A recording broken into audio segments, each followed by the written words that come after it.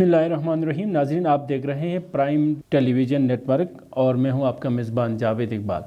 नाज़रीन, शहर के मुख्तलिफ़ मसाइल तो हम आपके सामने वक्तन फ़ोक्तन रखते हैं, लेकिन आज मेरे साथ ज़िला गज़र के जो बलाई इलाके है इमित मुजाविर के एक रिहायशी और समाजी कारकुन जनाब रहमत मुराद साहब हमारे साथ मौजूद है।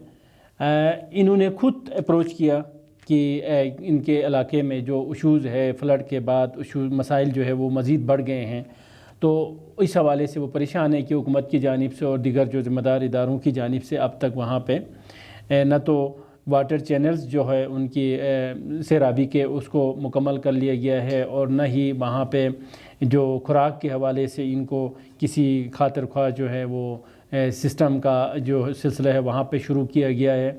तो इन सारे मसाइल के हवाले से इन्होंने ख़ुद हमारे के स्टूडियो आए हैं और इनसे हम जानने की कोशिश करेंगे। जनाब रहमत मुराद साहब, आपका शुक्रिया कि आपने अपने इलाके के जो इशूज़ है उनको लेके आप ख़ुद यहाँ पे आए हैं। तो सबसे पहले हम जानना चाहेंगे कि आपका ताल्लुक़ कहाँ से है और वहाँ पे अभी जो सर्दियों के आने से पहले लोगों के लिए क्या क्या मुश्किलात है और हुकूमत से आप क्या मुतालबा करते हैं?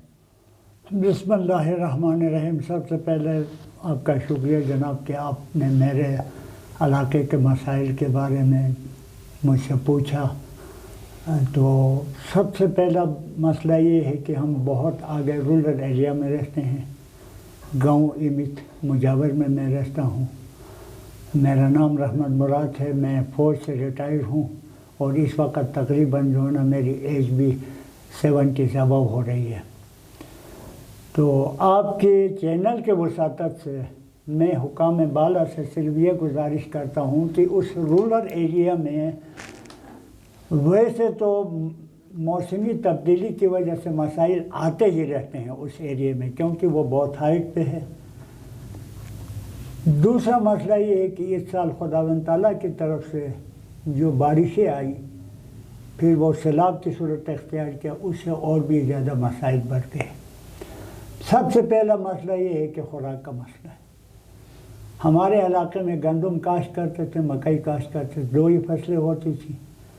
लेकिन इस साल उन बारिशों ने गंदम के फसल को तो मुकम्मल तौर पर तबाह कर दिया। रही सही मकई जो काश्त करते थे उसकी जगह पर आलू काश्त किया गया। आधे आलू तो ख़त्म हो गए लोगों के। जो बचे आलू हैं वो महंगे दामों पर कुछ लोग बेच रहे हैं, लेकिन खाने पीने के लिए खुराक का मसला इससे पहले वहाँ होता था 10 किलो फिकस के हिसाब से हमें गंदम देते थे। वो घटते घटते 7 किलो पे आया था। वो 7 किलो काट के इस वक्त उसको 4 किलो में लाए हैं। वो 4 किलो भी बर वक्त नहीं पहुँचाते हैं और जब लाते हैं तो वो सड़ा हुआ गंदम होता है, वो खाने के काबिल नहीं होता। ठीक है। दूसरा मसला जो है चैनल सारे, मेरा गांव का खासकर जो चैनल है, चैनल नंबर 1 नासिराबाद कहते हैं उसको, वो बहुत मुश्किल तरीन संगलाख चट्टानों को काट कर बनाया गया था। वो मुकम्मल तौर पर ख़त्म हो चुका, ख़ासकर उसका सरबंद पूरा मुकम्मल ख़त्म हो चुका है। तो उसके लिए गवर्नमेंट की तरफ से ये बताया गया कि आपके चैनल्स के सर्वे होंगे, सर्वे होने के बाद आपको इसकी पूरा रिहेबिलिटेशन करके आपको पानी दिया जाएगा। लेकिन ताहाल उस पर कोई काम नहीं हो रहा है, जबकि आज 24 अक्टूबर है। 1 नवंबर के बाद बर्फ़ जमनी शुरू हो जाएगी और फिर जब पानी नहीं आएगा तो जो बचे कच्चे हमारे पौधे हैं वो भी ख़त्म हो जाएंगे और हमारे मवेशी सर्दियों में पानी के लिए जो है ना वहाँ मफकूत होगा, हमें पानी नहीं मिलेगा। ठीक है।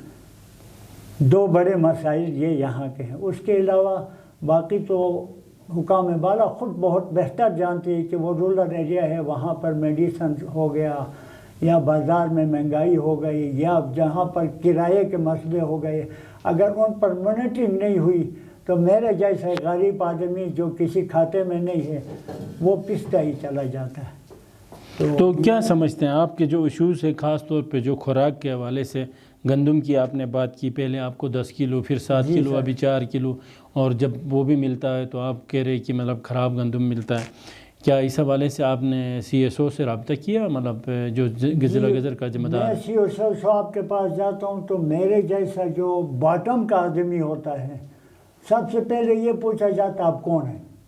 آپ کا نمبردار کون ہے، آپ کا ممبر کون ہے، ٹھیک ہے نا. اس وقت ہمارا ممبر ہے پورا اس کا غزر کا، آپ کو پتہ ہے، حلقہ نمبر 2 کا نواز خان ناجی صاحب ہے. اس کو تو ہم کبھی دیکھتے ہی نہیں ہیں کہاں ہے.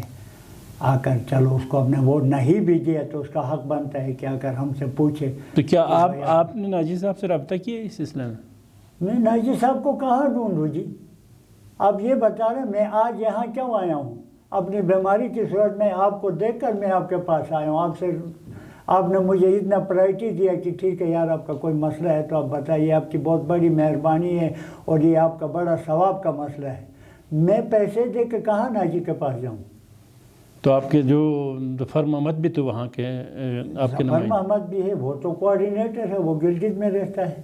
تو اس سے بھی رابطہ نہیں ہوتا؟ وہ تو آپ کے علاقے کا. دیکھو سر، میں جو بات بتا رہا ہوں، میں نے جن باتوں کو ذکر کیا ہے، ان میں اگر کسی چیز کی کوئی بھی آدمی آ کر کہے کہ آپ نے غلط بیانی کیا ہے یا آپ نے کوئی نہیں، میں غلط کی بات نہیں کر رہا ہوں، کیونکہ آپ دیکھو کوئی بھی کسی بھی علاقے کا کوئی مسئلہ ہوتا ہے تو اس کے ایک نمائندے ہوتے ہیں، تو نمائندوں تک جب پہنچتے ہیں تو وہ آگے حکام سے بات کر رہے ہیں. یا ضروری نہیں ہے کہ نمائندے، عوام خود بھی جا سکتی ہے. حکومت عوام کی بھی ہے اور جو ذمہ دار لوگ ہیں وہ عوام کے بھی کام کرنے کے مطلب پابند ہوتے ہیں. تو آپ نے بھی رابطہ نہیں کیا ہے اور آپ نے نمائندوں سے بھی رابطہ نہیں کیا، تو ٹھیک ہے. دوسرا جو آپ مسئلے کا بتا رہے ہیں کہ آپ کا ایریگیشن کا جو مسئلہ ہے، جو پانی کا مسئلہ ہے، جو چینل کا مسئلہ ہے، تو اس سلسلے میں بھی اور آپ کے جو خوراک کے حوالے سے بھی ہمارا جو چینل کے تھرو ہم سی ایس او سے بھی اور ہم ڈی سی صاحب سے بھی ریکویسٹ کریں گے کہ ڈی سی صاحب اگر ہمارا پروگرام دیکھ رہے ہیں تو ڈی سی صاحب امت مجاور میں وہاں پہ اس طرح کے ایشوز ہے، خوراک کا کوئی مسئلہ بتا رہے ہیں، اور ساتھ میں جو وہاں کے جو پانی سیرابی کے جو پانی ہے اب تک سیلاب میں جو چینل وہاں پہ تباہ ہو چکے تھے تو ان کو ابھی تک نہیں بنایا گیا ہے. تو ہم بھی ڈی سی کے ذریعے سے ریکویسٹ کریں گے اپنے چینل کے تھرو کہ ان جو پسماندہ علاقے کے لوگوں کی مدد کرے تاکہ ان کے جو مسائل ہیں وہ حل ہو سکیں گے. شکریہ.